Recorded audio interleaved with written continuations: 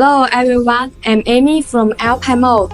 Today I'd like to share with you about how plastic molds are great and how to select steel materials. Plastic molds are typically classified into 5 grades based on their lifespans. Grade 1 for over 1 million cycles. Grade 2 for 500,000 to 1 million cycles. Grade 3 for 300,000 to 500,000 cycles.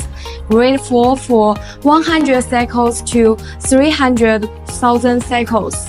And Grade 5 for below 100,000 cycles. For Grade 1 and 2, commonly used materials include S136, 420, H13, 2316, and 2344. For highly corrosive plastics, S136, 2316, and 420 are preferred.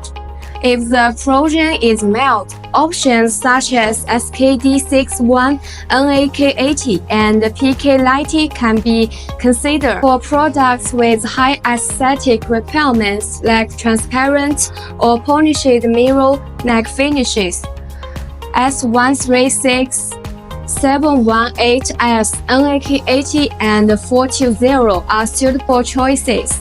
For Grade 3 molds, commonly used materials include S136H, 2316H, 718H, and 083H.